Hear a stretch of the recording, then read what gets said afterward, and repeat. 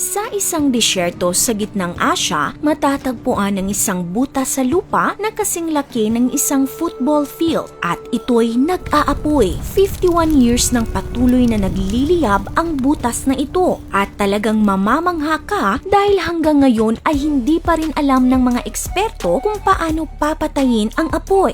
Kaya naman tinagurian itong Gateway to Hell. Of the country's gateway to hell, a fire that has been burning for several decades. I have found hell on earth. This has been a fire that has been burning for almost 50 years. This is incredible. It's so beautiful.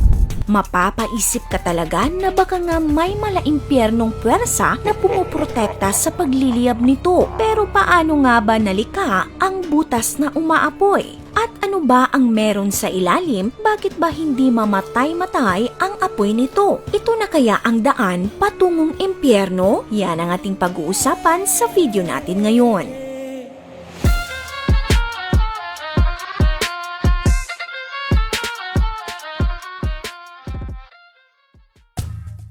Hukay na nag-aapoy ay tinatawag na Darvaza Gas Crater. Matatagpuan ito sa Karakum Desert sa bansang Turkmenistan. Kinikilala rin ang crater na ito sa katawagang Door to Hell at Gates of Hell. Dahil sa laki at patuloy na pagliliyab nito sa mahabang panahon, aakalain mo talagang tila ito na nga ang daan patungong impyerno. Pero ano nga ba ang katotohanan sa pinagmula ng Darvaza Gas Crater? Ito ba ay natural na likha ng kalikasan o ito ba ay gawa ng tao? Maging ang istorya ng kanyang pinagmulan ay balot ng misteryo. Dahil walang mga opisyal na talaan ng mga pangyayari, wala talagang makakapagpatunay ng tiyak na pinagmulan nito. Pero ang mas popular na pinaniniwalaan ay ang pagkakadiskubre dito ng mga grupo ng Soviet geologists noong 1971. Ayon sa mga kwento, naghukay sa disyerto ng Karakum ang mga Soviet scientists upang humanap ng langis. Ngunit sa halip na langis, natuklasan nila ang isang packet ng natural gas. Di nila inakala na natamaan nila ang isang underground na yungib, dahilan para magsimulang gumuho ang kanilang hukay. Nagresulta ito sa 3 malalaking sinkholes kung saan tumagas ang methane gas, isang natural gas sa ilalim ng lupa. Ang sinkhole ay may lawak na 69 meters at may lalim na 30 meters. Upang mapigilan ang pagtagas ng methane, nagdesisyon ang mga Soviet geologists na sindihan ng isang butas. Ang prosesong ito ay tinatawag na flaring. Ito ay isang pamamaraan na ginagamit ng industriya ng langis at gas para maalis ang mga hindi kailangang gas sa pamamagitan ng pagsunog nito sa ilalim ng mga kontroladong kondisyon. Ang inakala ng mga geologists, makokontrol nila ang pagtagas ng gas at mananatili lamang ang apoy sa loob lang ng ilang linggo. Pero doon sila nagkamali dahil makalipas ang halos 51 years ay patuloy pa ring nagliliyab ang tinaguriang Gateway to Hell.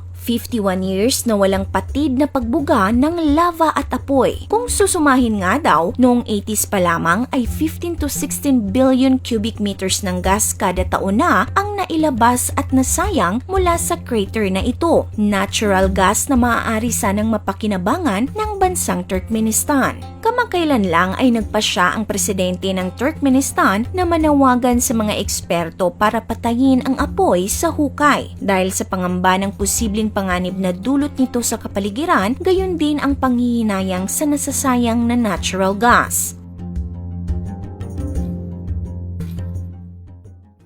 Noong January 8, 2022, nagsalita si former President Gurbanguly Berdimuhamedow sa national TV para hikayatin ang mga eksperto na humanap ng solusyon upang tuluyan ng mapatay ang sunog sa Darvaza Crater. Aniya, nawawalan tayo ng mahalagang likas na yaman kung saan maaari tayong makakuha ng malaking kita at gamitin ang mga ito para sa pagpapabuti ng kapakanan ng ating mga mamamayan.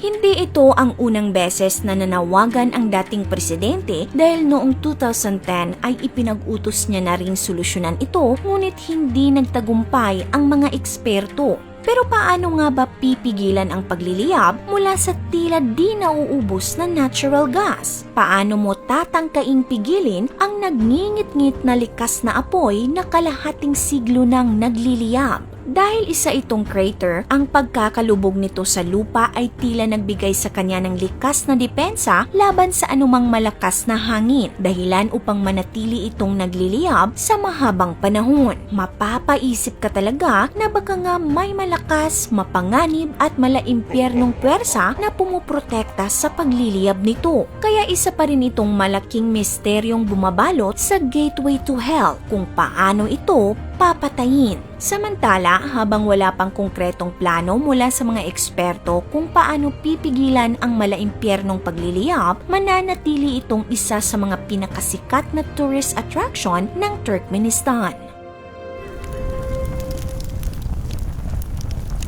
Noong 2015, tinatayang mayroong 50,000 na turista ang bumisita dito sa nakalipas na 5 taon. Ang paligid nito ay naging sikat na destinasyon para sa wild desert camping. Di mo na nga naman kakailanganing gumawa ng bonfire dahil mayroong likas na apoy. Yun nga lang, di ka maaaring mag-ihaw dito ng marshmallow dahil bukod sa delikadong gumuho ang lupa sa paligid nito, kung tatangkain mong lumapit, tiyak na bago maluto ang marshmallow ay ikaw na muna ang unang matutusta. Pero meron na nga bang nagtangkang lumapit o bumaba sa nagliliyab na crater? Meron bang naglakas loob na tuklasin kung ito na nga ba ang daan patungong impyerno? Noong 2013, isang explorer na nagangalang George Corones ang naging kauna-unahan at natatanging taong nakatapak sa tinaguriang Gateway to Hell. Suot ang isang special heat-resistant suit at breathing apparatus, bumaba si Corones sa crater bilang bahagi ng scientific expedition na naglalayong pag-aralan kung meron bang organismong nabubuhay sa napakainit na lugar na ito. Naging matagumpay ba ang misyon ni Corones?